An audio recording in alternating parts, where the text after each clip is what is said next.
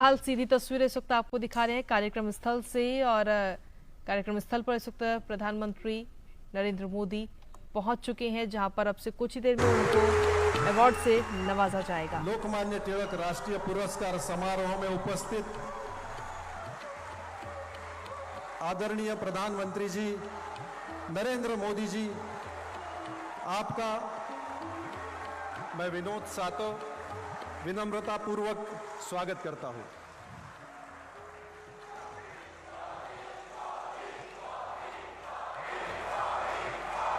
मैं माननीय प्रधानमंत्री जी श्री नरेंद्र मोदी जी से लोकमान्य तिलक जी की प्रतिमा पर माल्यार्पण करने का अनुरोध करता हूं।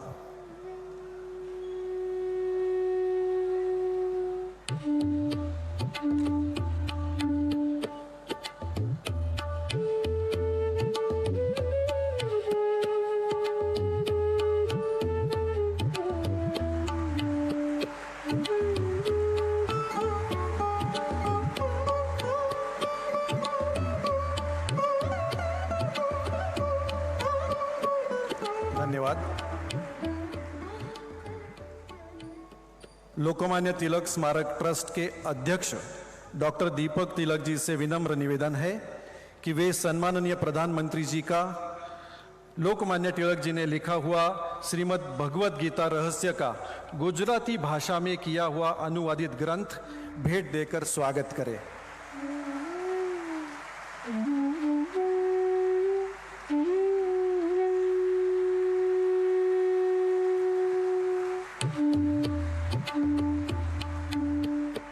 धन्यवाद।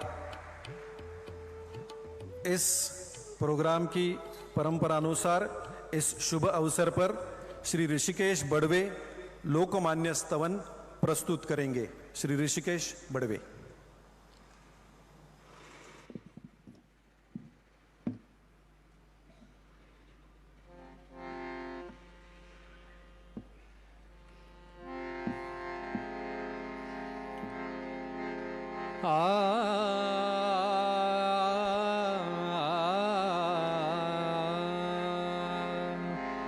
वंदन तुझ लोकमान्य टिळक भास्करा, वंदन तुझ लोकमान्य टिळक भास्करा। स्फूर्ती देई बालकास स्फूर्ती सागरा, वंदन तुझ लोकमान्य टिळक भास्करा। पारतंत्र्य गाढतिमिर देश झोपला, पारतंत्र्य गाढतिमिर देश झोपला। सिंहनाद केसरी करून गर्जला, जागताच देश घेत तवची आसरा। वंदन तुझ लोकमान्य टिळक भास्करा। त्याग धैर्य चातुरी न वर्णवे मला, त्याग धैर्य चातुरी न वर्णवे मला।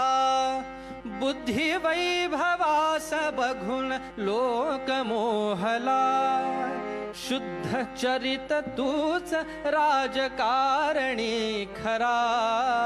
वंदन तुझ लोकमान्य टिळक भास्करा।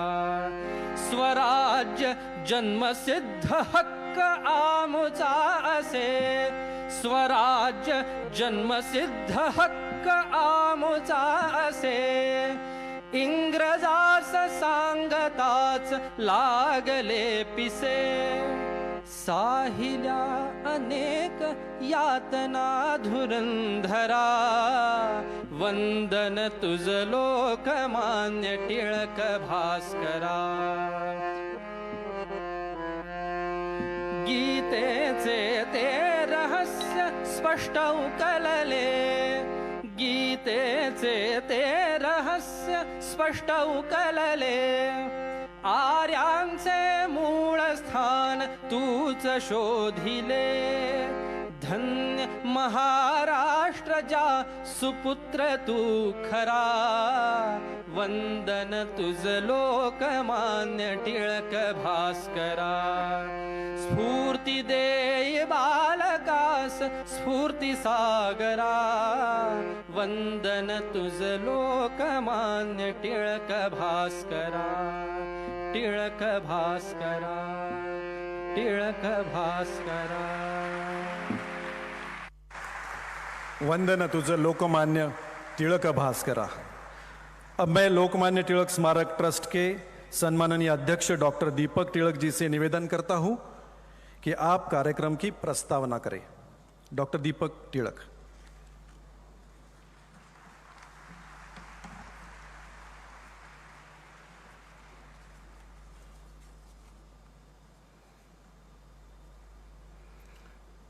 आज आपण ज्यांना लोकमान्य टिळक राष्ट्रीय पुरस्काराने सन्मानित करणार आहोत ते आदरणीय पंतप्रधान श्री नरेंद्र मोदीजी, आजचे प्रमुख पाहुणे श्री शरदचंद्र पवार, मंचावर उपस्थित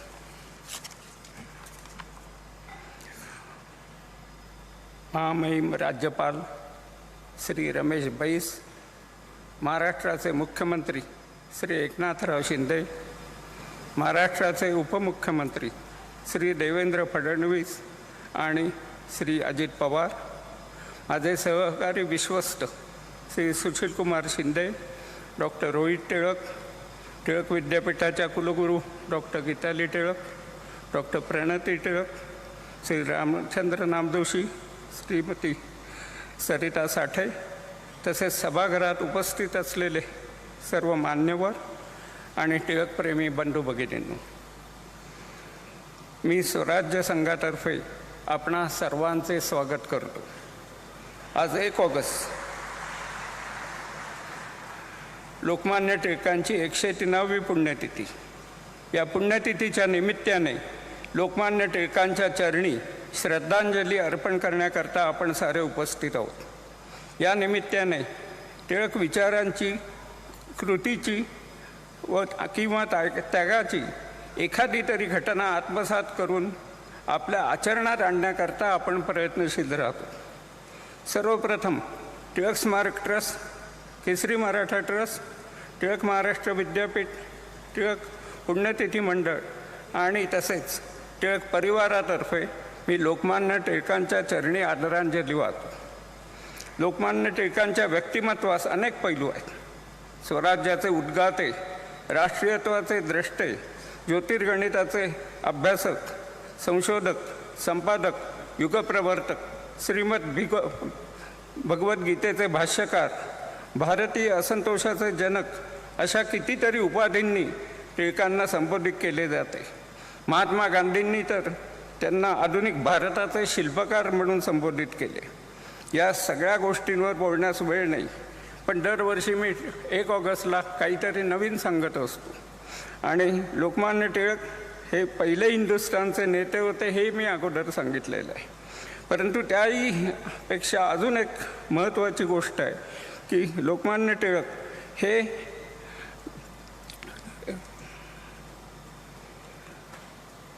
यांनी स्वराज्याचा लढा हा चौफेर दिला. चौफेर अशा यांनी म्हणता येईल की ब्रिटिश केवळ राजकीय वर्चस्व इथे लादू इच्छित नव्हते, तर त्यांना आर्थिक, शैक्षणिक, धार्मिक, सांस्कृतिक या सगळ्यावर वर्चस्व पाहिजे होतं. आणि तशा तऱ्हेची नीती त्यांनी सगळ्यावर आखली होती. आणि लोकमान्य टिळक हे त्यावेळचे असे द्रष्टे की त्यांनी या सगळ्या विरुद्ध स्वातंत्र्याचा लढा उभारला. त्याचप्रमाणे त्यावेळी अनेक नेते होते आणि कोणी राजकारणावर बोललं, कोणी आर्थिक याच्यावर बोललं, कोणी सुधारणांवर बोललं, परंतु सगळ्या विरुद्ध लढा उभा करणं हे फक्त लोकमान्यांनी केलं. आणि त्याच्याकरता त्यांनी जी चतुसूत्री वापरली ती चतुसूत्री जर पाहिली तर स्वराज्य, स्वदेशी, बहिष्कार आणि राष्ट्रीय शिक्षण ह्या सगळ्यावर मुळे तो जो लढा होता हा चौफेर असा झाला. जर कुठेही अतिरेक यांनी ब्रिटिशांनी केला असेल तर त्यावेळेला क्रांतिकारकांनी त्यांना उत्तर दिलं किंवा इतर जे काही लढे आहेत ते जर पाहिले तर त्याच्यातून आपल्या असं लक्षात येईल. मग शिवजयंती असो किंवा गणेशोत्सव असो, ओरायन असो, आर्टिक वेदाज असो, या सगळ्यातून त्यांनी या देशाच्या लढ्याकरता लोकांना एकत्र केलं, त्यांना राष्ट्राभिमानी केलं आणि हा लढा उभा केला. त्यावेळे स्वराज्य जेव्हा लोकमान्य म्हणत होते तेव्हा ते दरवेळेला लोकशाही म्हणत होते. कधीच त्यांनी दुसरा राजा येईल, एक गोरा राजा जाईल आणि काळा राजा जाईल असं कधी म्हटलेलं नव्हतं. त्यामुळे एवढ्या वर्षानंतर लढ्यानंतर सुद्धा ज्या वेळेला देश स्वतंत्र झाला त्यावेळेला इथे लोकशाही प्रस्थापित झाली, लोककल्याणकारी राज्य प्रस्थापित झालं. तसंच दुसरी एक गोष्ट सगळ्यांना माहिती आहे खरं म्हटलं तर, की पहिल्या महायुद्धाच्या पार्श्वभूमीवर लोकमान्य टिळक हे ब्रिटिश सरकारकडून काही ना काहीतरी फायदा मिळवू इच्छित होते, काही अधिकार जादा मिळवू इच्छित होते. परंतु त्यांना पहिल्यांदा व्हिसा नाकारला. परंतु 1918 साली त्यांनी परत प्रयत्न केला आणि चिरोलवर खटला भरण्याकरता म्हणून ते इंग्लंडला गेले आणि तो खटला हरले. त्यावेळेला खटला हरल्यानंतर त्यांनी अनेक तिथले जे वेगवेगळे पक्ष होते त्या पक्षांना भेटी दिल्या, त्यांच्याशी चर्चा केली आणि त्यावेळेला नवीन असा लेबर पार्टी त्या ठिकाणी त्यांना मिळाली आणि त्या लेबर पार्टीला त्यावेळेला गरज होती आणि म्हणून लोकमान्य टिळकांनी त्यांना 2000 पाऊंडाची देणगी त्यावेळेला दिली. एवढी मोठी देणगी त्या काळी एका व्यक्तीने कोणी दिलेली नाही. टिळक हे काही खूप श्रीमंत होते अशातलं नाही, परंतु त्यांनी कर्ज काढलं आणि आल्यानंतर लोकांनी ते कर्ज फेडलं त्यांचं. पण त्याचा फायदा पुढे मात्र झाला. त्यावेळचं ज्या इंग्रजांकडे आपण हे मागत होतो, स्वातंत्र्य मागत होतो, ती पार्लमेंटरी कशी होती हेही खरं जाणून घेण्याचं आपल्याला जाणून घेणं आवश्यक आहे. की त्यावेळेला इंग्लंडच्या पार्लमेंटमध्ये सगळ्यांना मतदानाचा अधिकार नव्हता, काही ठराविक लोकांनाच मतदानाचा अधिकार होता. परंतु 18 साली जेव्हा त्या ठिकाणी गेले त्यावेळेला प्रथम 21 वर्षावरील मुलांना किंवा पुरुषांना आणि 30 वर्षावरील महिलांना, म्हणजे त्यांनीसुद्धा तेव्हा 21-30 हा भाग केलेलाच होता, परंतु त्यांना मतदानाचा अधिकार मिळाला. टिळकांनी जो देणगी दिली होती त्या देणगीचा फायदा आला. ते सगळ्या प्रचारसभातून फिरले आणि त्याचा फायदा असा आला की जिथे 7% जनाधार होता तिथे 27% जनाधार त्या लेबर पार्टीला मिळाला. आणि त्यांच्याकडून लिहून घेण्यात आलं होतं की जर आम्ही सत्तेत आलो तर देशाच्या स्वातंत्र्याकरता आम्ही निश्चित मदत करू. आणि पुढे 45 साली 49% त्यांनी मतं मिळवली, संपूर्ण लेबर पार्टी जिंकून आली आणि मग आपल्याला स्वातंत्र्य मिळालं. भारत के प्रगति में अतुलनीय योगदान देने वाले व्यक्ति को हर वर्ष 1 अगस्त को लोकमान्य तिलक राष्ट्रीय पुरस्कार दिया जाता है, जिससे ऐसे महान व्यक्ति का उचित सम्मान हो और युवा पीढ़ी के सामने एक आदर्श एवं प्रेरणादायी सिद्ध हो, ऐसे इस पुरस्कार का उद्देश्य है. हर साल 1883 से हम पहले एस.एम. जोशी को पुरस्कार दिया था हमने, और फिर कॉमरेड डांगे, अटल बिहारी वाजपेयी, इंदिरा गांधी, मनमोहन सिंह, प्रणब मुखर्जी, शरद पवार, ऐसे राजकीय क्षेत्र में हमने पुरस्कार दिए है. वैसे सामाजिक काम जो करते थे बाबा आमटे और उनके लड़कों को हमने पुरस्कार दिया, स्वामीनाथन को दिया, वर्गीस कुरियर को दिया. ऐसे बहुत लोगों को 40 लोगों को आज तक हमने पुरस्कार दिया है.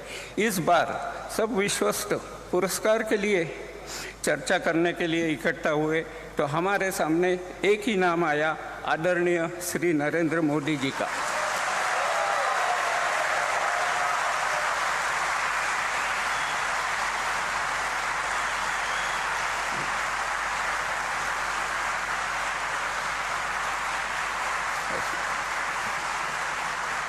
या पुरस्काराकरता आदरणीय नरेंद्र मोदीजींची निवड याकरता केली, कारण लोकमान्य टिळकांनी स्वतंत्र, आधुनिक आणि बलाढ्य हिंदुस्थानचे स्वप्न पाहिले होते. राष्ट्रीयत्व, हिंदुस्थानच्या पुरातन विद्या, वैभवशाली इतिहास, राष्ट्रप्रेम, स्वदेशी, राष्ट्रीय शिक्षण, आधुनिक तंत्रज्ञान, स्वदेशी अर्थकारण लोकमान्यांनी सांगितले होते. आणि तेच सूत्र श्री नरेंद्र मोदीजींच्या लोककल्याणकारी बलाढ्य राष्ट्रात आम्हाला दिसते.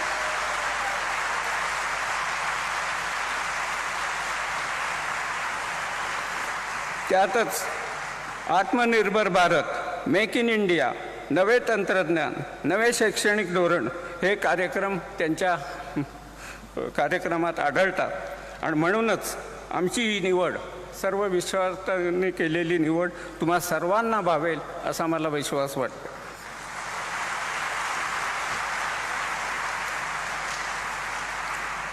माननीय पंतप्रधान श्री नरेंद्र मोदीजींनी हा पुरस्कार स्वीकारला म्हणून टिळक स्वराज्य संघातर्फे मी त्यांचे आभार मानतो. तसेच श्री शरदराव पवार यांचेही आभार मानतो, कारण खास करून ते मुद्दामून या कार्यक्रमाकरता आले. तसेच सुशीलकुमार शिंदेही आले. त्या सगळ्यांचेच आभार मानतो आणि इथंच विरमतो. जय हिंद, जय महाराष्ट्र. धन्यवाद doctor Tilak.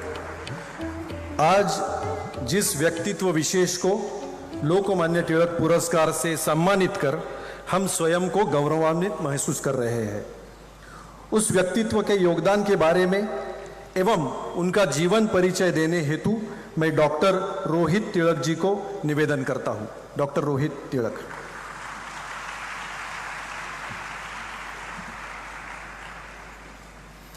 Honorable Prime Minister, dignitaries on the dais, and respected audience. It is my distinct honor and privilege to introduce a leader who has been instrumental in shaping India's global footprint, a visionary who has tirelessly devoted himself to his nation's progress, and a statesman who has redefined leadership with his dynamic, people-centric approach. With his unwavering determination and leadership skills, he rose through the ranks to become the Chief Minister of Gujarat in 2001. During his tenure as Chief Minister, Shri Modi ji implemented numerous innovative policies and initiatives that transformed Gujarat into one of India's most economically vibrant and progressive states. His emphasis on infrastructure development, investment in renewable energy, and effective governance earned him widespread acclaim and established him as a visionary leader. From the corridors of Gujarat as its longest-serving Chief Minister to the vast expanses of India as its Prime Minister, he has left indelible imprints with his leadership. A person of humble beginnings who rose to hold the highest office of the world's largest democracy is a beacon of hope for billions, a catalyst for change, and an embodiment of relentless perseverance. Under his stewardship, India has taken monumental strides on the world stage, fueling a new era of innovation, development, and inclusive growth. His flagship initiatives from Make in India to Swachh Bharat have been pivotal in transforming the lives of millions, reflecting his vision of progressive and prosperous India. Prime Minister Modi is playing an enormous role in eradicating poverty in India. A recent report showed that 13.5 crore people moved out of poverty in 5 years under him. PM Modi's sensitivity and concern for the poor has created a new paradigm of welfare in India, with the poor getting houses, tap water, toilets, gas connections, electricity, free ration, and much more. His digital savviness is reflected in his significant presence on the social media platforms, where he connects directly with the people, underscoring his belief in a transparent and accountable governance model. Beyond his achievements in governance, Sri Narendra Modi ji has inspired millions with his charismatic personality, eloquence, and ability to connect with people from all walks of life. He has shown exemplary leadership during times of crisis, such as the COVID-19 pandemic, by implementing nationwide measures to combat the virus and support those affected by the economic fallout. Prime Minister Modi's vision for a new India encompasses the principles of development, innovations, and social empowerment. His efforts to empower women, uplift marginalized communities, and address pressing environmental challenges have been commendable. Ladies and gentlemen, please join me in welcoming a leader whose life and work echo the ethos of service above self, an inspiring figure on the global stage, the Honorable Prime Minister of India, Shri Narendra Modi ji. Thank you. अब हम माननीय प्रधानमंत्री जी श्री नरेंद्र मोदी जी को प्रदान किए जाने वाले सम्मान पत्र का एक छोटा ध्वनि चित्र देखेंगे जो टिळक महाराष्ट्र विद्यापीठ ने बनाया है। एवी please.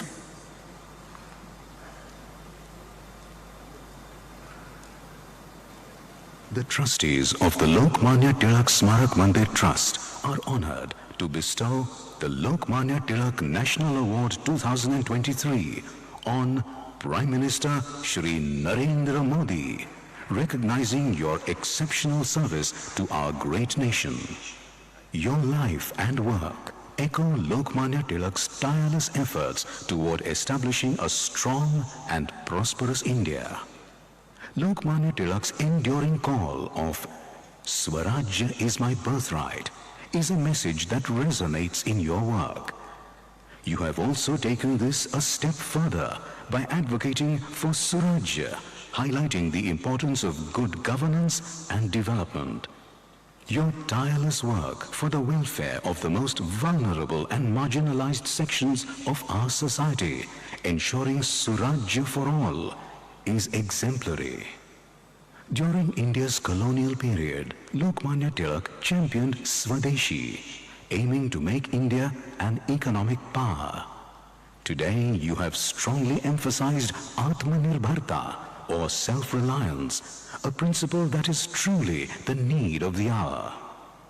This push towards self-reliance is reflected in the numerous reform measures your government has introduced. It is due to such transformative policies that India has risen from being the 10th largest economy in 2014 to the 5th largest today, with prospects of soaring even higher. No society can thrive without a profound connection with its roots and culture. Lokmanya Tilak, by popularizing the Ganesh and Chhatrapati Shivaji Maharaj festivals, deepened cultural consciousness among all Indians. Throughout your tenure in public life, you have placed paramount importance on preserving and promoting our great Indian culture. Over the past 9 years, under your leadership, there has been a significant shift in India's growth trajectory. The world now sees India as a beacon of hope, a nation that can play a major role in creating a more sustainable planet. Your stewardship has significantly elevated India's global prestige. Therefore, sir, we are indeed exhilarated to present you with the Lokmanya Tilak National Award 2023.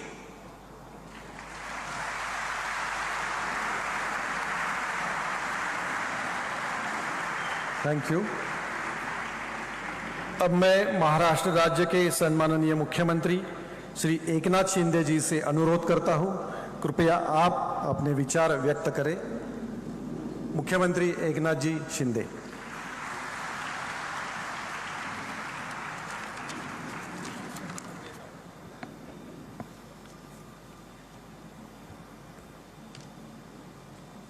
आजच्या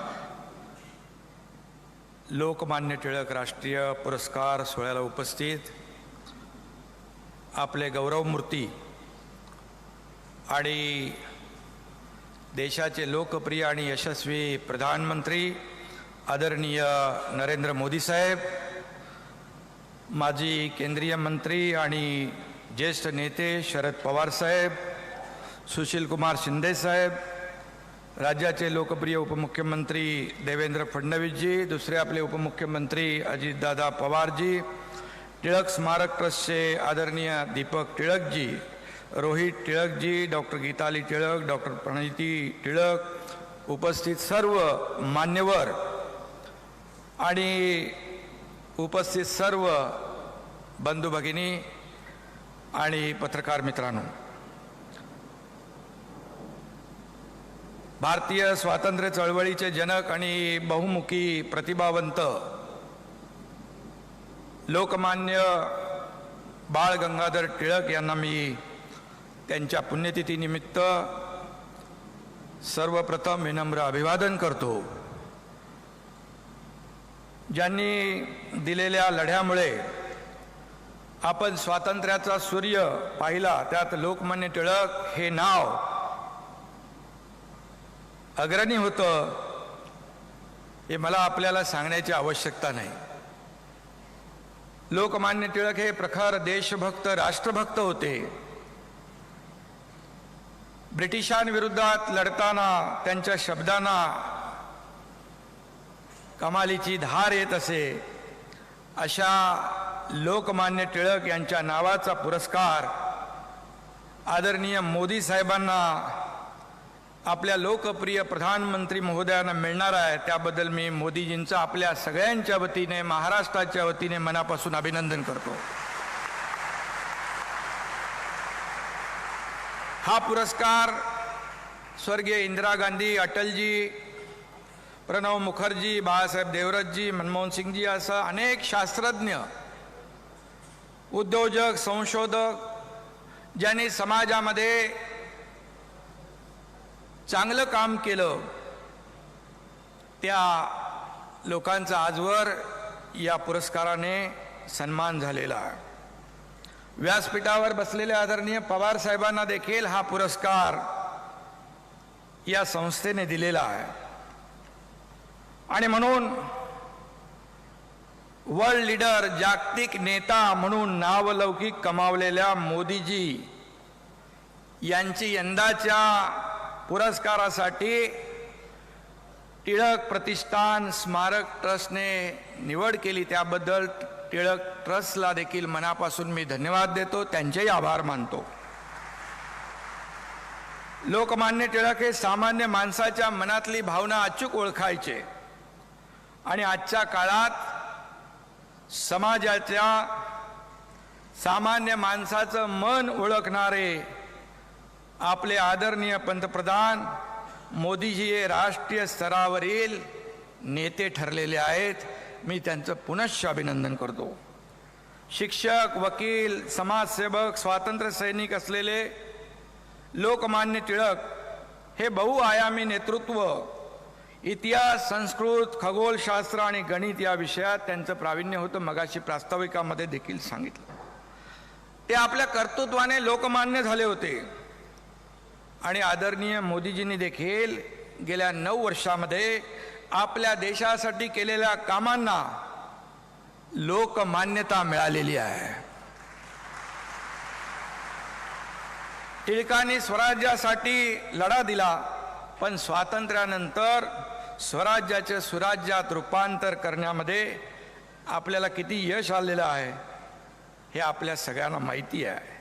आणि म्हणून पंतप्रधान नरेंद्र मोदीजी यांनी देशाची सूत्र हातात घेतल्यानंतर हेच मुख्य ध्येय ठेवून सबका साथ, सबका विकास, सबका विश्वासचा नारा देश सुराज्य निर्माण करण्याचा प्रयत्न केला. त्या दिशेने त्यांची वाटचाल सुरू आहे. आणि म्हणूनच त्यांच्या कार्याची पोचपावती आज या राष्ट्रीय सन्मानाने होते असं म्हटलं तर वावगं ठरणार नाही.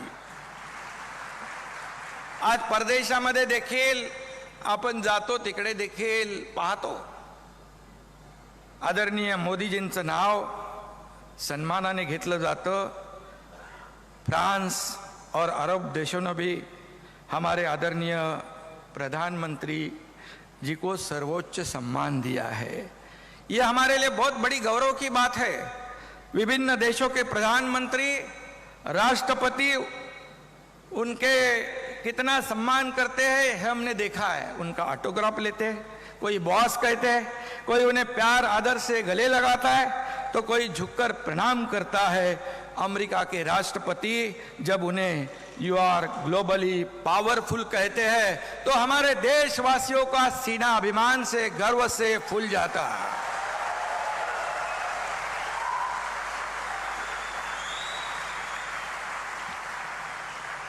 जब बड़े बड़े देशों की अर्थव्यवस्था चरमरा जाती है तब हमारे देश की अर्थव्यवस्था बनाए रखने का काम नहीं बल्कि उसे 10वें नंबर से 5वें नंबर पर लाने का काम आदरणीय मोदी जी ने किया। यह भी हमारे लिए बहुत बड़ी गौरव की बात है। 150 वर्ष ब्रिटिशांनी आपल्यावर राज्य केलं, त्यांना देशातून हद्दपार करण्यासाठी लोकमान्यांनी लढा उभा केला। त्याच ब्रिटिशांच्या अर्थव्यवस्थेला देखील भारताने आदरणीय मोदी साहेबांच्या नेतृत्वाखाली मागे टाकलंय। हा देखील आपल्यासाठी सर्वोच्च अभिमान आहे आणि म्हणून हे आदरणीय प्रधानमंत्रीजींचं कर्तृत्व आहे आणि म्हणूनच त्यांना हा पुरस्कार या ठिकाणी मिळालाय। खरं म्हणजे या पुरस्काराचे साक्षीदार, या ऐतिहासिक सोहळ्याचे साक्षीदार होण्याची संधी आमच्यासारख्या कार्यकर्त्यांना मिळाली हे आमचं भाग्य समजतो। आणि म्हणून लोकमान्यांनी विदेशी वस्तूंवर बहिष्कार घालण्याचं आवाहन करत स्वदेशीचा नारा दिला। आज माननीय प्रधानमंत्री मोदीजी आपल्याला आत्मनिर्भर भारत करा म्हणून असा मंत्र मोदीजींनी दिला। लोकमान्य टिळक यांच्या एका सभेत बोलताना लोकमान्य म्हणाले होते, योग्य रस्ता येण्याची वाट पाहत आपण दिवस घालवतो।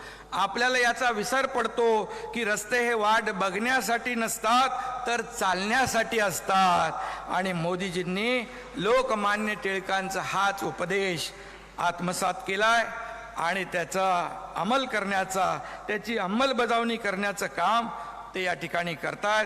त्यांनी एकदा ठरवलं की ते त्या मार्गाने जातात। मग काश्मीर मधलं 370 कलम असू द्या, राम मंदिराचा विषय असू द्या, वाराणसीचा कायापालट असू द्या,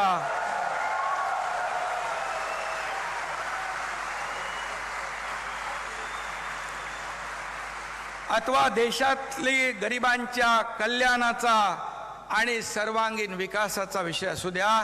कारण आपण पाहतोय गेल्या 9 वर्षामध्ये या देशामध्ये आदरणीय मोदीजींच्या नेतृत्वाखाली शेतकरी असतील, कष्टकरी असतील, कामगार असतील, महिला भगिनी असतील, विद्यार्थी असतील, युवा असतील, सगळे लोक या सर्व क्षेत्रामध्ये त्यांना पुढे आणण्याचं, त्यांच्या जीवनामध्ये बदल घडवण्याचं काम आपल्या आदरणीय प्रधानमंत्री महोदयांनी केलेलं आहे। हे वारंवार आपण पाहतोय, अनुभवतोय आणि यापुढे देखील आपण अनुभवत राहणार आहोत, त्याचा अनुभव घेत राहणार आहोत। हे देखील आपल्यासाठी फार महत्त्वाचं आहे। आणि म्हणून लोकमान्य टिळकांना अपेक्षित असलेल्या देशाला, समाजाला आणि सामान्य नागरिकाला सामर्थ्यवान बनवण्याचं जे ध्येय लोकमान्य टिळकांनी त्यावेळेस स्वप्न पाहिलं, आज तीच वाटचाल आपण आज देशाची पाहतोय। आणि म्हणून विरोधक असतील, टीका का, आज काही राजकारणाचा विषय नाही आहे, आज खूप ऐतिहासिक सोहळा आहे। परंतु कशाची पर्वा न करता या ठिकाणी अंतिम ध्येय म्हणजे सर्वसामान्य माणसाचा जीवनामध्ये आमूलाग्र बदल, हे अंतिम ध्येय ठेवूनच मोदीजी वाटचाल करतायत। हे आपल्यासाठी खूप महत्त्वाचं आहे आणि त्यामुळेच आज जगभरातले लोक त्यांच्याकडे एक महत्त्वाचा नेता म्हणून पाहतायत। हे आपल्या भारत देशासाठी देखील, आपल्या भारतवासियांसाठी अभिमानाची बाब आहे। आणि म्हणून लोकमान्यांसारखा नेते हे राष्ट्राचे प्राण आणि त्यांच्या कल्पनेतला बलवान देश घडवणे हीच खरी श्रद्धांजली त्यांना ठरेल असं मी या ठिकाणी सांगू इच्छितो। आणि म्हणून रात्रंदिवस देशाच्या विकासाचा, प्रगतीचा ध्यास घेतलेले आदरणीय प्रधानमंत्री मोदीजी त्याच बुलंद भारताचे स्वप्न प्रत्यक्षात आणण्याचा प्रयत्न करतायत। आणि म्हणूनच या पुरस्काराने त्यांना आता लोकमान्यांच्या आशीर्वादाचं बळ प्राप्त होणार आहे, ताकद प्राप्त होणार आहे, आशीर्वाद प्राप्त होणार आहेत आणि ऊर्जा प्राप्त होणार आहे. आणि म्हणून मी पुन्हा एकदा आदरणीय प्रधानमंत्री महोदयांचं मनापासून अभिनंदन करतो, मनापासून शुभेच्छा देतो आणि लोकमान्य टिळकांना देखील मी वंदन करतो. धन्यवाद. जय हिंद, जय महाराष्ट्र.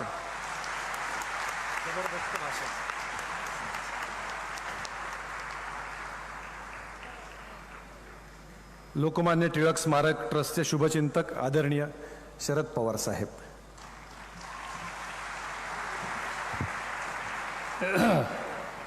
देशाचे प्रधानमंत्री नरेंद्र मोदीजी, महाराष्ट्राचे राज्यपाल श्री वैस, राज्याचे मुख्यमंत्री एकनाथ शिंदे, उपमंत्रीद्वय देवेंद्र फडणवीस आणि अजित पवार, तिलक स्वराज्य संघ एवं लोकमान्य तिलक स्मारक ट्रस्टचे अध्यक्ष डॉक्टर दीपक तिलक, ट्रस्टचे उपाध्यक्ष डॉक्टर रोहित तिलक, या ठिकाणी उपस्थित असलेले सगळे मान्यवर आणि बंधू भगिनींनो, आजचा दिवस हा लोकमान्यांचा 103 पुण्यतिथीचा आहे आणि त्याचा सोहळा या ऐतिहासिक पुणे शहरामध्ये होतोय.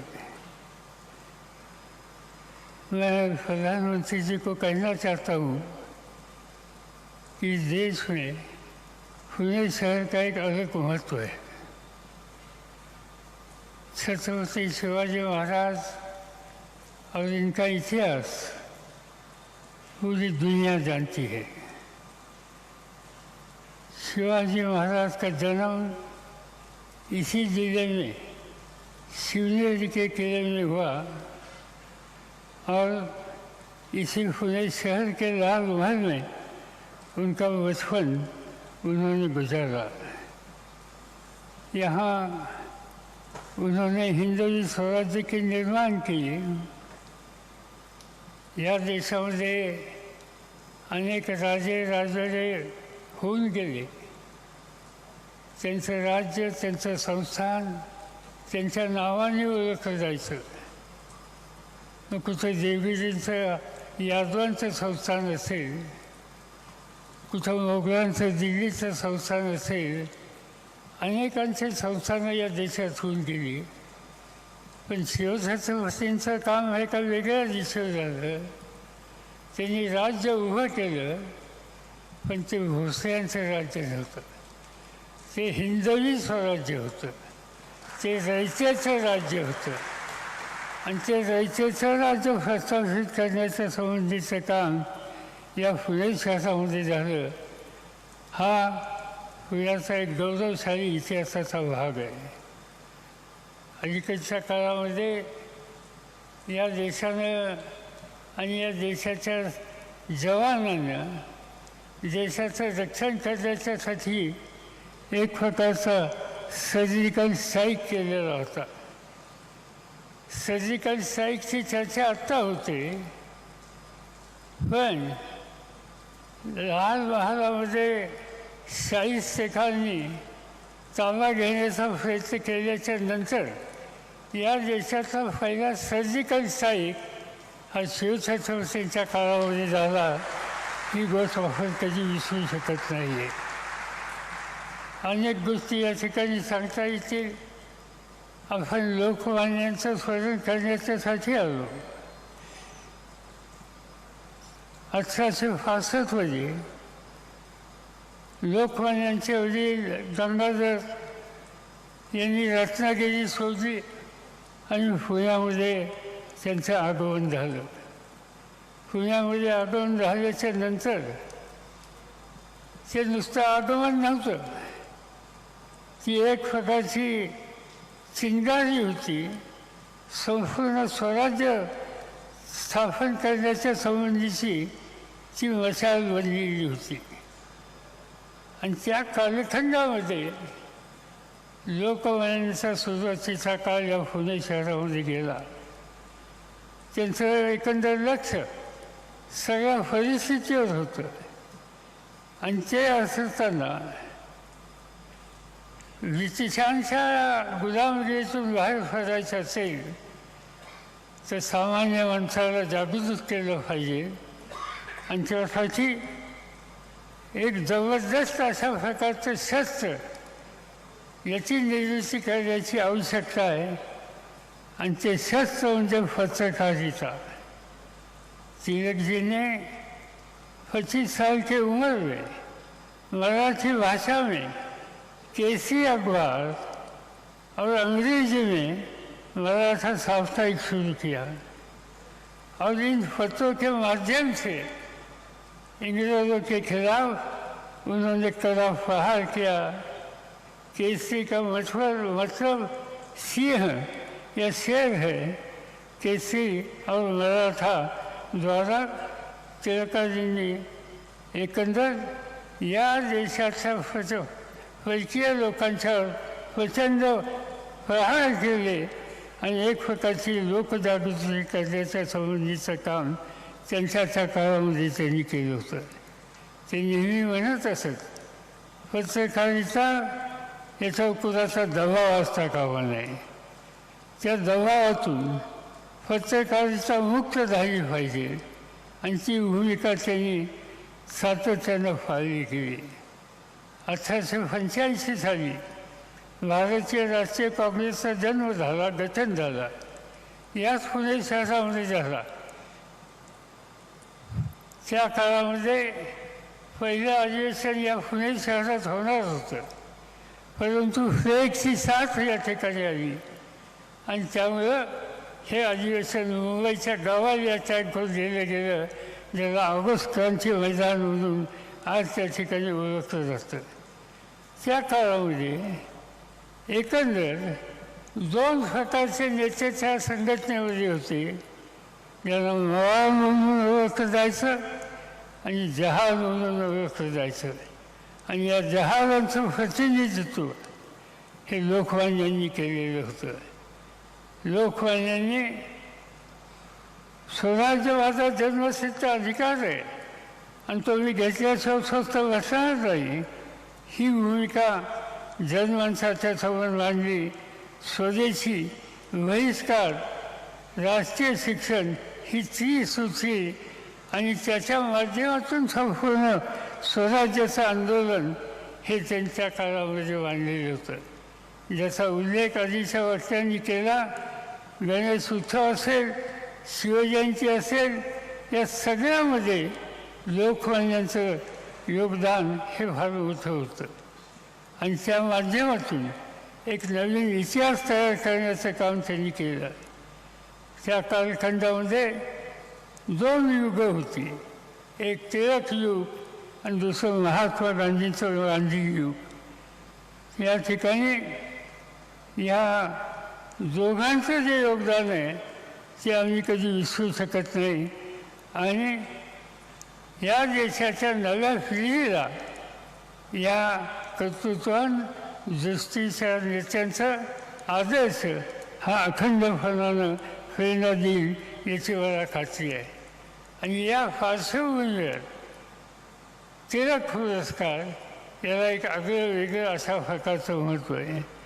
आज आपण आणि टिळक स्मारकानं मोदीजींची निवड या स्मारकाच्यासाठी, या पुरस्काराच्यासाठी केली. ज्या पुरस्कारामध्ये इंदिरा गांधी होत्या, खान अब्दुल खान गफार होते, बाळासाहेब देवरस होते, शंकरदयाळ शर्मा होते, अटल बिहारी वाजपेयी होते, डॉक्टर मनमोहन सिंग होते. अशी अनेक मान्यवरांची नावं या ठिकाणी घेतली जाते. आणि या मान्यवरांच्या यादीमध्ये, पंक्तीमध्ये आज नरेंद्र मोदींच्या नावाचा सुद्धा या ठिकाणी समावेश झाला. याचा आनंद आपल्या सगळ्यांना आहे. आणि म्हणून आपल्या सगळ्यांच्या वतीनं त्यांचं या ठिकाणी जी निवड झाली, त्यांना हा जो पुरस्कार देण्यात येतो आहे त्याबद्दल त्यांचं अंतःकरणापासून अभिनंदन करतो आणि आपल्या सगळ्यांची रजा या ठिकाणी घेतो. जय हिंद, जय महाराष्ट्र.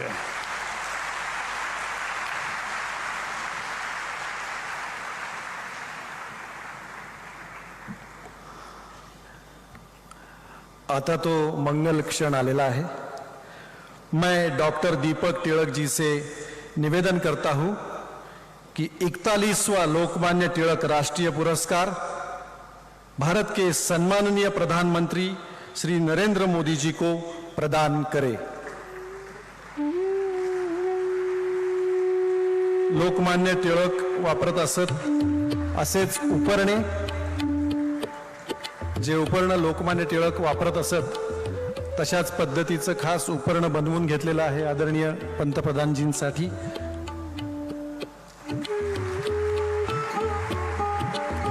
लोकमान्य तिलक जी की पहचान पुणेरी पगड़ी और लोकमान्य जी का उत्तरीय, त्याचप्रमाणे सम्मान पत्र,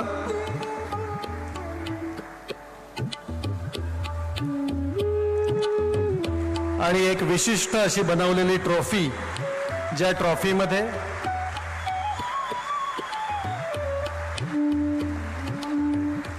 विशिष्ट ट्रॉफी, ज्या ट्रॉफीमध्ये आपण पाहू शकता श्रीमद भगवत गीता, त्याचप्रमाणे लोकमान्यांची पगडी, केसरीचा पहिला अंक आणि लोकमान्यांची प्रतिमा.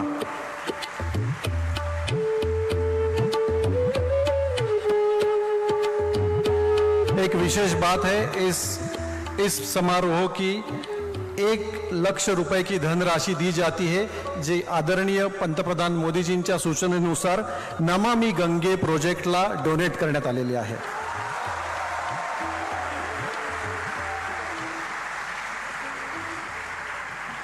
लोकमान्य टिळक राष्ट्रीय पुरस्कार से सम्मानित हुए आदरणीय प्रधानमंत्री श्री नरेंद्र मोदी जी, जिनके कार्य एवं विचार हमारी प्रेरणा है. आदरणीय मोदी जी, आपल्या कार्य कौशल्यामुळे, आपल्या कार्य कर्तृत्वामुळे आपण संपूर्ण जगामध्ये लोकप्रिय प्रधानमंत्री आहात. तरीही तुम्ही स्वतःला प्रधान सेवक म्हणवता आणि म्हणून आम्हा सगळ्यांना तुम्ही खूप आवडता. मैं आपसे प्रार्थना करता हूं, इस शुभ अवसर पर आप आपके मन की बात कहे. जी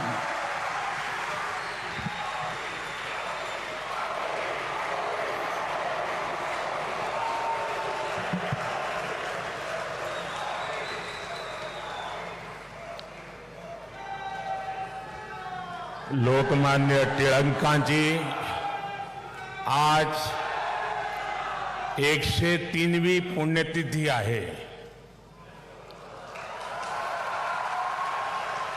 देशाला अनेक महानायक देण्याच्या महाराष्ट्राच्या भूमीला मी कोटी कोटी वंदन करते.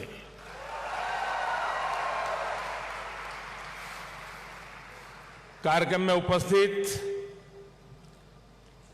आदरणीय श्री शरद पवार जी, राज्यपाल श्रीमान रमेश बैस जी, महाराष्ट्र के मुख्यमंत्री श्रीमान एकनाथ शिंदे जी, उप मुख्यमंत्री श्रीमान देवेंद्र फडणवीस जी, उप मुख्यमंत्री श्रीमान अजीत पवार जी, ट्रस्ट के अध्यक्ष श्रीमान दीपक तिलक जी, पूर्व मुख्यमंत्री मेरे मित्र श्रीमान सुशील कुमार शिंदे जी, तिलक परिवार के सभी सम्मानित सदस्यगण एवं उपस्थित भाई और बहनों, आज का ये दिन मेरे लिए बहुत अहम है. मैं यहां आकर जितना उत्साहित हूं उतना ही भावुक भी हूं. आज हम सब के आदर्श और भारत के गौरव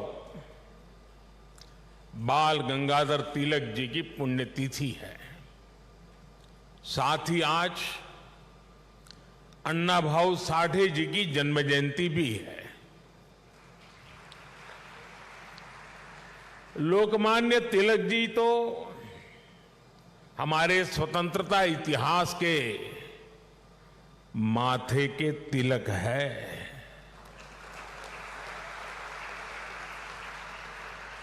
साथ ही अन्ना भाव ने भी समाज सुधार के लिए जो योगदान दिया वह अप्रतिम है, असाधारण है।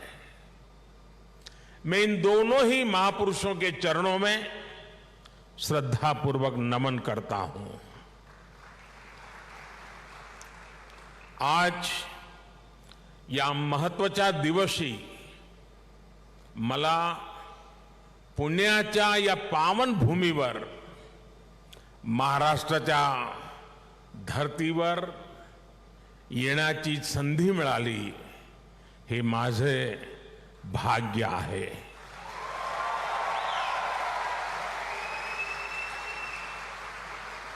ये पुण्यभूमि छत्रपति शिवाजी महाराज की धरती है।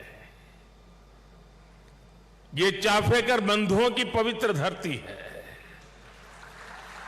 इस धरती से ज्योतिबा फुले, सावित्रीबाई फुले की प्रेरणाएं और आदर्श जुड़े हैं। अभी कुछ ही देर पहले मैंने दगड़ू सेठ मंदिर में गणपति जी का आशीर्वाद भी लिया। ये भी पुणे जिले के इतिहास का बड़ा दिलचस्प पहलू है। दगड़ू सेठ पहले व्यक्ति थे जो तिलक जी के आह्वान पर गणेश प्रतिमा की सार्वजनिक स्थापना में शामिल हुए थे। मैं इस धरती को प्रणाम करते हुए इन सभी महान विभूतियों को श्रद्धापूर्वक नमन करता हूं।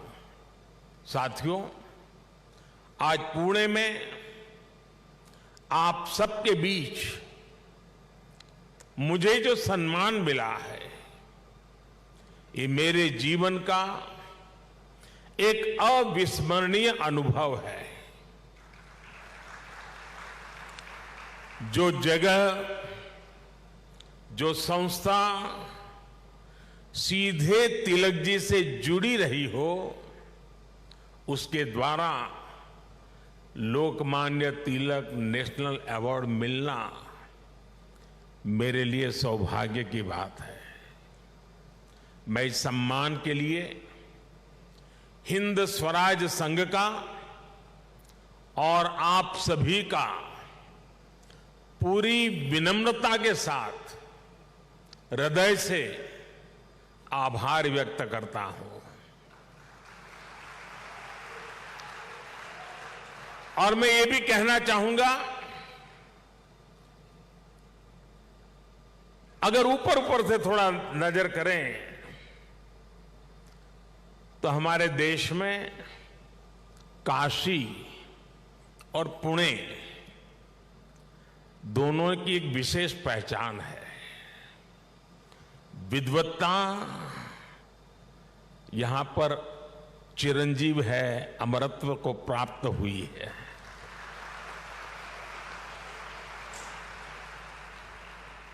और जो पुणे नगरी विद्वत्ता की दूसरी पहचान हो, उस भूमि पे सम्मानित होना जीवन का इससे बड़ा कोई गर्व और संतोष की अनुभूति देने वाली घटना नहीं हो सकती है। लेकिन साथियों, जब कोई अवार्ड मिलता है तो उसके साथ ही हमारी जिम्मेदारी भी बढ़ जाती है। आज जब उस अवार्ड से तिलक जी का नाम जुड़ा हुआ हो तो दायित्व बोध और भी कई गुना बढ़ जाता है। मैं लोकमान्य तिलक नेशनल अवार्ड को 140 करोड़ देशवासियों के चरणों में समर्पित करता हूं।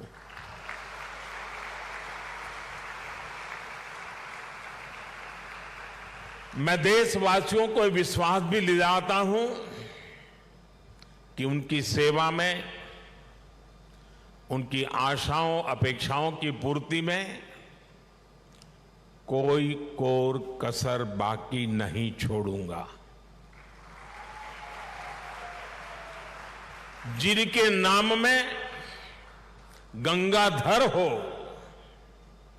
उनके नाम पर मिले इस अवार्ड के साथ जो धनराशि मुझे दी गई है वो भी गंगा जी को समर्पित कर रहा हूं। मैंने पुरस्कार राशि नमामि गंगे परियोजना के लिए दान देने का निर्णय लिया है। साथियों, भारत की आजादी में लोकमान्य तिलक की भूमिका को, उनके योगदान को कुछ घटनाओं और शब्दों में नहीं समेटा जा सकता है। तिलक जी के समय और उनके बाद की स्वतंत्रता संग्राम से जुड़ी जो भी घटनाएं और आंदोलन हुए, उस दौर में जो भी क्रांतिकारी और नेता हुए, तिलक जी की छाप सब पर थी, हर जगह थी। इसलिए खुद अंग्रेजों को भी तिलक जी को the father of the Indian unrest कहना पड़ा था। तिलक जी ने भारत के स्वतंत्रता आंदोलन की पूरी दिशा ही बदल दी थी। जब अंग्रेज कहते थे कि भारतवासी देश चलाने के लायक नहीं है, तब लोकमान्य तिलक ने कहा कि स्वराज्य हमारा जन्मसिद्ध अधिकार है। अंग्रेजों ने धारणा बनाई थी कि भारत की आस्था, संस्कृति, मान्यताएं, ये सब पिछड़ेपन का प्रतीक है। लेकिन तिलक जी ने इसे भी गलत साबित किया। इसलिए भारत के जनमानस ने न केवल खुद आगे आकर तिलक जी को लोकमान्यता दी, बल्कि लोकमान्य का खिताब भी दिया। और जैसा अभी दीपक जी ने बताया, स्वयं महात्मा गांधी ने उन्हें आधुनिक भारत का निर्माता भी कहा। हम कल्पना कर सकते हैं कि तिलक जी का चिंतन कितना व्यापक रहा होगा, उनका विजन कितना दूरदर्शी रहा होगा। साथियों, एक महान नेता वो होता है जो एक बड़े लक्ष्य के लिए न केवल खुद को समर्पित करता है, बल्कि उस लक्ष्य की प्राप्ति के लिए संस्थाएं और व्यवस्थाएं भी तैयार करता है। इसके लिए हमें सबको साथ लेकर आगे बढ़ना होता है, सबके विश्वास को आगे बढ़ाना होता है। लोकमान्य तिलक के जीवन में हमें ये सारी खूबियां दिखती हैं। उन्होंने अंग्रेजों ने जब उन्हें जेल में डाला, उन पर अत्याचार हुए, उन्होंने आजादी के लिए त्याग और बलिदान की पराकाष्ठा की। लेकिन साथ ही उन्होंने टीम स्पिरिट के, सहभाग और सहयोग के अनुकरणीय उदाहरण भी पेश किए। लाला लाजपत राय और बिपिन चंद्र पाल के साथ उनका विश्वास, उनकी आत्मीयता भारतीय स्वतंत्रता संग्राम का स्वर्णिम अध्याय है। आज भी जब बात होती है तो लाल बाल पाल के तीनों नाम एक त्रिशक्ति के रूप में याद किए जाते हैं। तिलक जी ने उस समय आजादी की आवाज को बुलंद करने के लिए पत्रकारिता और अखबार की अहमियत को भी समझा। अंग्रेजी में तिलक जी ने, जैसा शरद राव ने कहा, द मराठा साप्ताहिक शुरू किया। मराठी में गोपाल गणेश अगरकर और विष्णु शास्त्री चिपलुंकर जी के साथ मिलकर उन्होंने केसरी अखबार शुरू किया। 140 से भी ज्यादा समय से केसरी अनवरत आज भी महाराष्ट्र में छपता है, लोगों के बीच पढ़ा जाता है। ये इस बात का सबूत है कि तिलक जी ने कितनी मजबूत नींव पर संस्थाओं का निर्माण किया था। साथियों, संस्थाओं की तरह लोकमान्य तिलक ने परंपराओं को भी पोषित किया। उन्होंने समाज को जोड़ने के लिए सार्वजनिक गणपति महोत्सव की नींव डाली। उन्होंने छत्रपति शिवाजी महाराज के साहस और आदर्शों की ऊर्जा से समाज को भरने के लिए शिव जयंती का आयोजन शुरू किया। ये आयोजन भारत को सांस्कृतिक सूत्र में पिरोने के अभियान भी थे और इनमें पूर्ण स्वराज की संपूर्ण संकल्पना भी थी। यही भारत की समाज व्यवस्था की खासियत रही है। भारत ने हमेशा ऐसे नेतृत्व को जन्म दिया है जिसने आजादी जैसे बड़े लक्ष्यों के लिए भी संघर्ष किया और सामाजिक बुराइयों के खिलाफ नई दिशा भी दिखाई। आज की युवा पीढ़ी के लिए यह बहुत बड़ी सीख है। भाइयों और बहनों, लोकमान्य तिलक इस बात को भी जानते थे कि आजादी का आंदोलन हो या राष्ट्र निर्माण का मिशन, भविष्य की जिम्मेदारी हमेशा युवाओं के कंधों पर होती है। वो भारत के भविष्य के लिए शिक्षित और सक्षम युवाओं का निर्माण चाहते थे। लोकमान्य में युवाओं की प्रतिभा पहचानने की जो दिव्य दृष्टि थी, इसका एक उदाहरण हमें वीर सावरकर से जुड़े घटनाक्रम में मिलता है।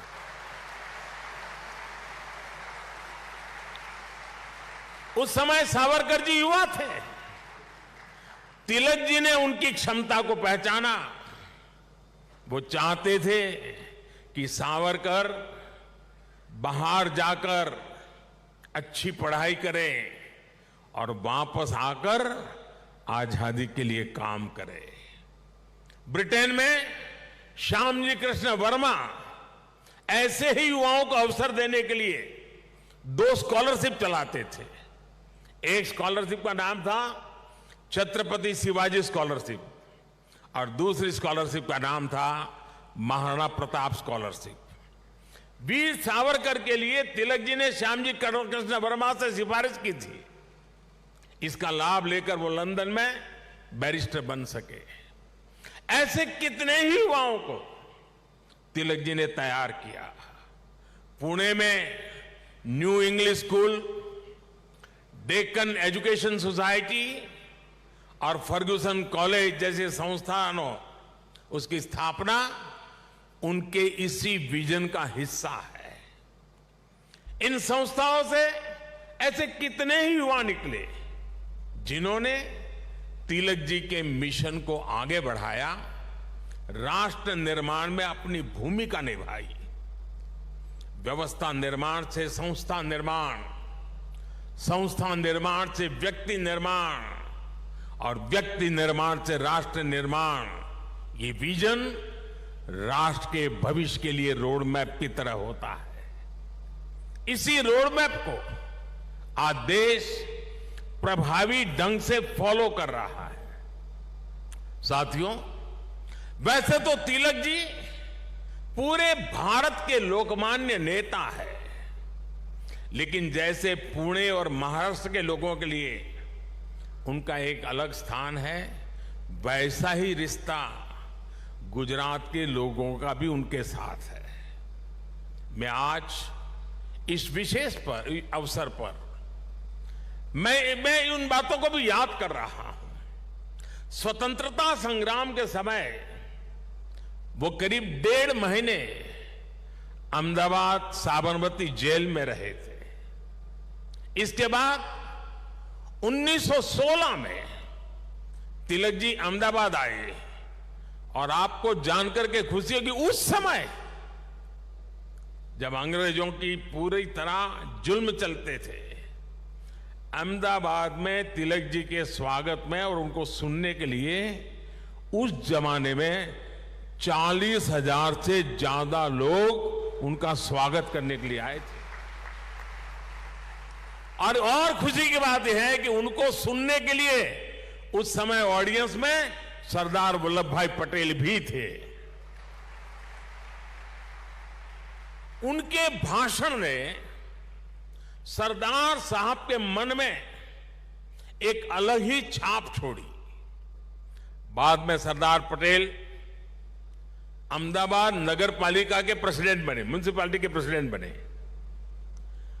और आप देखिए उस समय के व्यक्तित्व की सोच कैसी होती थी। उन्होंने अहमदाबाद में तिलक जी की मूर्ति लगाने का फैसला किया। और सिर्फ मूर्ति लगाने का फैसला किया नहीं, उनके निर्णय में भी सरदार साहब की लौह पुरुष की पहचान मिलती है। सरदार साहब ने जो जगह चुनी वो जगह थी विक्टोरिया गार्डन। अंग्रेजों ने रानी विक्टोरिया की हीरक जयंती मनाने के लिए अहमदाबाद में 1897 में 1897 में विक्टोरिया गार्डन का निर्माण किया था। यानी ब्रिटिश महारानी के नाम पर बने पार्क में उनकी छाती पर सरदार पटेल ने इतने बड़े क्रांतिकारी लोकमान्य तिलक की मूर्ति लगाने का फैसला कर लिया।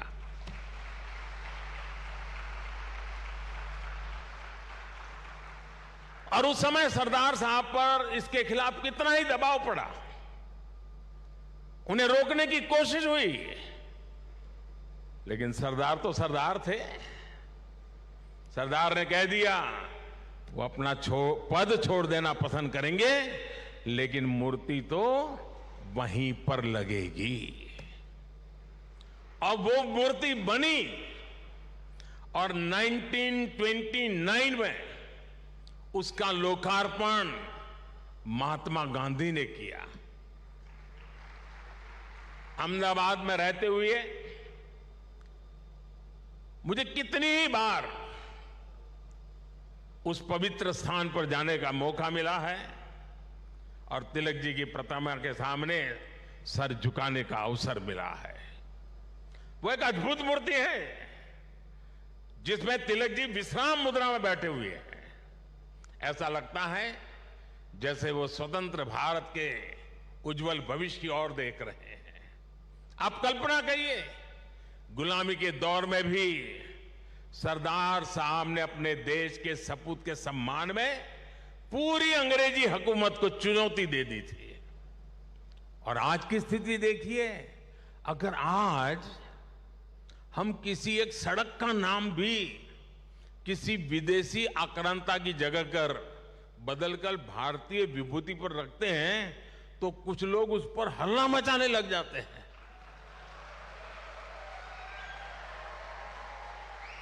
उनकी नींद खराब हो जाती है। साथियों, ऐसा कितना ही कुछ है जो हम लोकमान्य तिलक के जीवन से सीख सकते हैं। लोकमान्य तिलक गीता में निष्ठा रखने वाले व्यक्ति थे। वो गीता के कर्मयोग को जीने वाले व्यक्ति थे। अंग्रेजों ने उन्हें रोकने के लिए उन्हें भारत के दूर पूरब में मांडले की जेल में डाल दिया, लेकिन वहां भी तिलक जी ने गीता का अपना अध्ययन जारी रखा। उन्होंने देश को हर चुनौती से पार पाने के लिए गीता रहस्य के जरिए कर्मयोग की सहज समझ दी, कर्म की ताकत से परिचित करवाया। साथियों, बाल गंगाधर तिलक जी के व्यक्तित्व के एक और पहलू की तरफ मैं आज देश के युवा पीढ़ी का ध्यान आकर्षित करना चाहता हूं। तिलक जी की एक बड़ी विशेषता थी कि वो लोगों को खुद पर विश्वास करने के बड़े आग्रही थे और करना सिखाते थे। वो उन्हें आत्मविश्वास से भर देते थे। पिछली शताब्दी में जब लोगों के मन में ये बात बैठ गई थी कि भारत गुलामी की बेड़ियां नहीं तोड़ सकता, तिलक जी ने लोगों को आजादी का विश्वास दिया। उन्हें हमारे इतिहास पर विश्वास था, उन्हें हमारी संस्कृति पर विश्वास था, उन्हें अपने लोगों पर विश्वास था, उन्हें हमारे श्रमिकों उद्यमियों पर विश्वास था, उन्हें भारत के सामर्थ्य पर विश्वास था। भारत की बात आते ही कहा जाता था, यहां के लोग ऐसे ही हैं, हमारा कुछ नहीं हो सकता। लेकिन तिलक जी ने हीन भावना के इस मिथक को तोड़ने का प्रयास किया, देश को उसके सामर्थ्य का विश्वास दिलाया। साथियों, अविश्वास के वातावरण में देश का विकास संभव नहीं होता। कल मैं देख रहा था, पुणे के ही एक सज्जन श्रीमान मनोज पोचाट जी ने मुझे एक ट्वीट किया है। उन्होंने मुझे 10 साल पहले की मेरी पुणे यात्रा को याद दिलाया है। उस समय जिस फर्ग्यूसन कॉलेज की तिलक जी ने स्थापना की थी, उसमें मैंने तब के भारत में ट्रस्ट डेफिसिट की बात की थी। अब मनोज जी ने मुझे आग्रह किया है कि मैं ट्रस्ट डेफिसिट से ट्रस्ट सरप्लस तक की देश की यात्रा के बारे में बात करूं।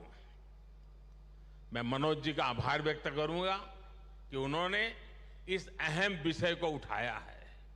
भाइयों और बहनों, आज भारत में ट्रस्ट सरप्लस पॉलिसी में भी दिखाई देता है और देशवासियों के परिश्रम में भी झलकता है।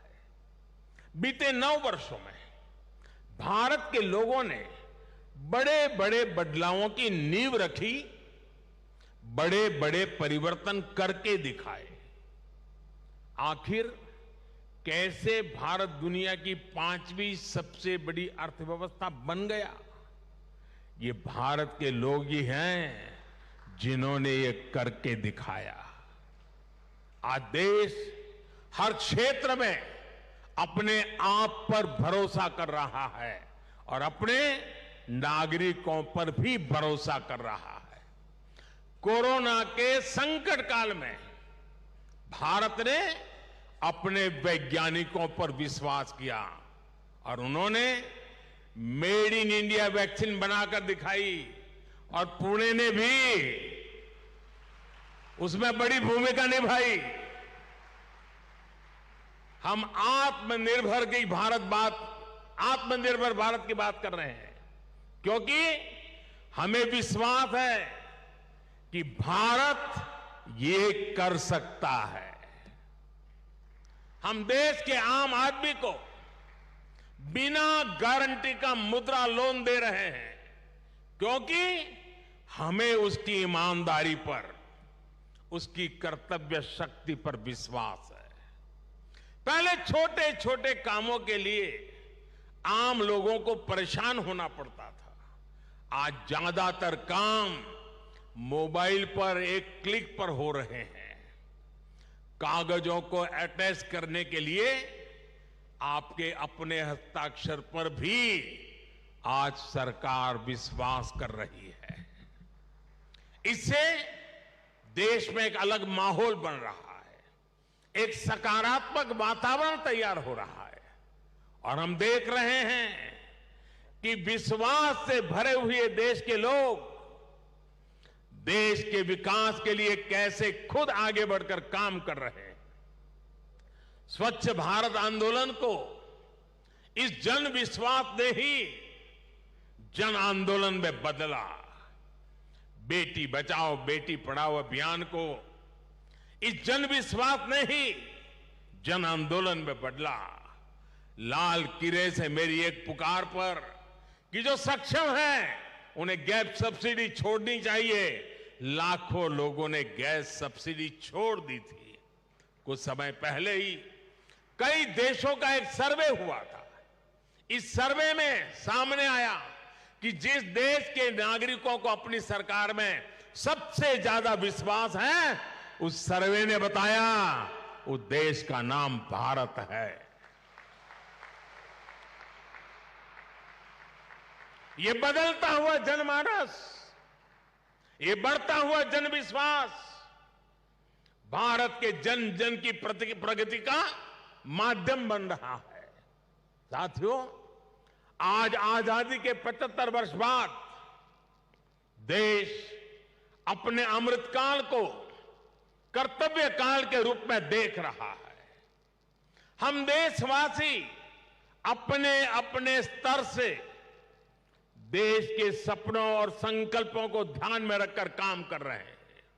इसलिए आज विश्व भी भारत में भविष्य देख रहा है। हमारे प्रयास आज पूरी मानवता के लिए एक आश्वासन बन रहे हैं। मैं मानता हूं कि लोकमान्य आज जहां भी उनकी आत्मा होगी वो हमें देख रहे हैं, हम पर अपना आशीर्वाद बरसा रहे हैं। उनके आशीर्वाद से, उनके विचारों की ताकत से हम एक सशक्त और समृद्ध भारत के अपने सपने को जरूर साकार करेंगे। मुझे विश्वास है हिंद स्वराज संघ तिलक के आदर्शों से जन जन को जोड़ने में इसी प्रकार आगे आकर के अहम भूमिका निभाता रहेगा। मैं एक बार फिर इस सम्मान के लिए आप सभी का आभार प्रकट करता हूं। इस धरती को प्रणाम करते हुए, इस विचार को आगे बढ़ाने में जुड़े हुए सबको प्रणाम करते हुए मैं मेरी वाणी को विराम देता हूं। आप सबका बहुत बहुत धन्यवाद।